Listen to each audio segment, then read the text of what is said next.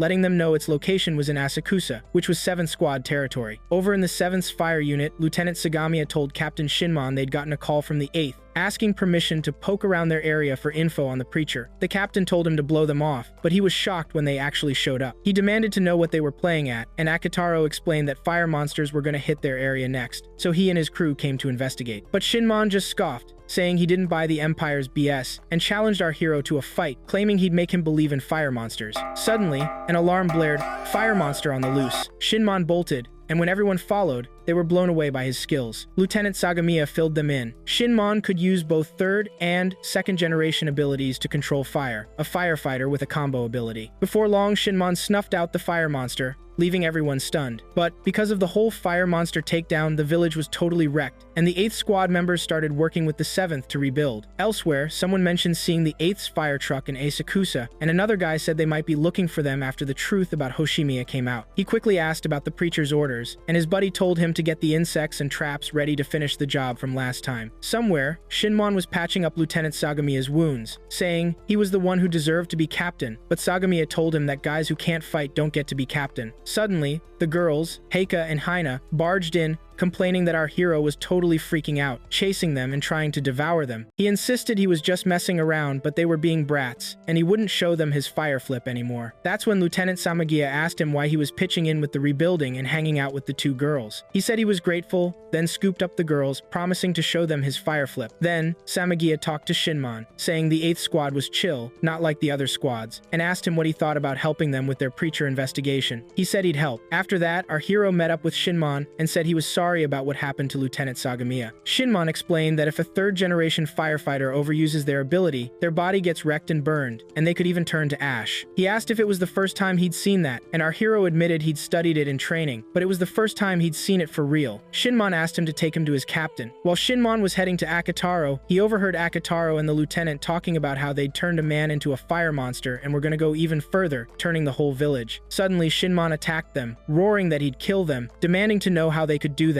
They started running, wondering what the heck was going on, and the rest of the squad was equally confused. Our hero stepped in, trying to calm him down, but Shinmon told everyone he'd seen the captain and his lieutenant talking about causing chaos in the village. The captain figured out it was a setup and told Shinmon he didn't want to fight, but Shinmon said truth was taken by force, and he had to prove it and fight him. Meanwhile, the bad guys said they'd managed to provoke him, and were moving on to Plan B. Soon, the fight between our heroes and Shinmon got intense, and in moments, Captain Akitaro started attacking Shinmon. Shinmon demanded to know why he'd turned Kantaro into a monster, and he insisted he hadn't, that there must be some mistake, but Shinmon was adamant he'd seen it clearly, and there was no room for any more talk. During the fight, everyone was floored by Captain Akitaro's strength, and Tamaki wondered if there was any way to stop the 2 captains from fighting. Suddenly, Sagamiya showed up and broke up the fight, asking Shinmon to hear the 8th squad out. Then Sagamiya asked where the captain was when Shinmon heard this. The captain told him that he and the lieutenant were at the market buying some stuff and had told Maki about it. Shinmon blew a gasket and said he was going to the market to check it out, and they weren't to leave the place until he gave the all clear. Meanwhile, our hero asked Sagamiya what had happened to his body. He explained that before the 7th firefighting unit was officially formed, a massive fire broke out, and Shinmon and Sagamiya went to put it out. But Shinmon suddenly got exhausted and couldn't get any air. Out of nowhere, a demon appeared, and Sagamiya shoved Shinmon out of the way and faced the demon with everything he had. He ended up badly injured, and Shinmon chewed him out for it, asking, who's gonna lead Asakusa after him? Sagamiya told him that he would be the leader. Meanwhile, the official firefighting unit arrived after everything was over, and Suichiro Hagui, the leader of the 4th unit, introduced himself, telling them the Emperor welcomed them to officially join the firefighting unit as the 7th squad, promising money, gear, and trained crew members. Shinmon objected to being a subordinate of the Empire, but Sagamiya convinced him it would save them from the kind of losses they'd just suffered. Back in the present, Sagamiya told the 8th squad that he saw Shinmon as the best person to be the leader and had zero regrets. Things moved fast, and a bunch of fights broke out in the village, with Shinmon somewhere, wondering what was going on and how all this suspicion had sprung up overnight. At the firefighting unit, Hina and Mika were arguing, each claiming the other was a fake,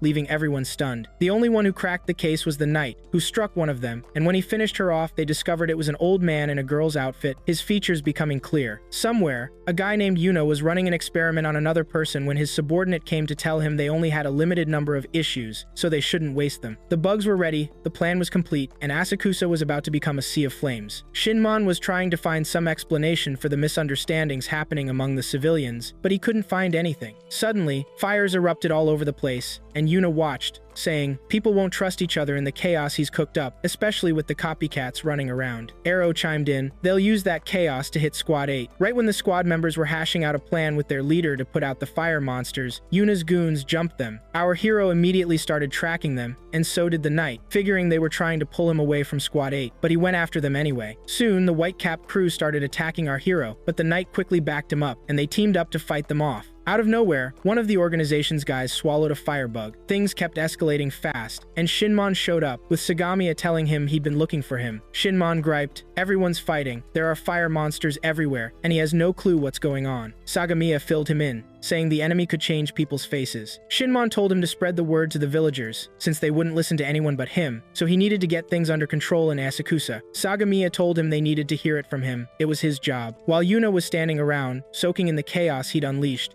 Shinmon suddenly appeared, shouting to the people of Asakusa, "Your town is under attack from outsiders. They're disguising themselves as Asakusa locals and tricking you. There's no way to expose them, but it doesn't matter. Shinmon will have this handled in a flash." Meanwhile, our hero and the knight were facing off against the guy who'd eaten the bug, who morphed into a horned fire demon and started attacking them. Suddenly, Shinmon showed up and ordered them to stay out of the fight. Since 2 years ago, a fire demon like this had messed up Sagamiya's body, so he'd be the one to take it down. Somewhere else, Hina, Maki, and Tamaki were searching for Heika until they finally found her. Lieutenant Sagamiya was trying to go save Shinmon, but his legs wouldn't cooperate. Our hero remembered him saying he was there to help, so he yelled at the top of his lungs, asking him to save Shinmon. Soon, our hero caught up to Captain Shinmon, but he told him he'd finish what he started. Right then, the people of Asakusa were cheering Shinmon on to take down the fire demon. He told them he didn't give a damn about the preacher or the Whitecap crew. All that mattered to him was his town. Moments later, Shinmon took down the monster. By that point, the enemies had hauled out of the area. As for Shinmon, he'd used up all his strength fighting the monster, and just when he was about to collapse, our hero caught him. Meanwhile, someone informed the lieutenant that all the fires were out and there wasn't a trace of the fire monsters left. He told him they should thank the members of Squad 8, especially Shinra. Over at the preacher's group, Yuna sat before the leader and told him that Haran had died on duty and gone back to the flames, but another demon had been spotted in the area. Aro, the first deputy leader, confirmed that the Idola flame possessed by Squad 8's newbie, our hero, was connected to the demon. Then their leader spoke up, saying he wanted our hero's Idola flame, no matter the cost, because that was the preacher's wish. Leaving that Idola flame in the hands of the firefighting unit would be a waste, and he told them he'd be joining them next time. This leader is Sho,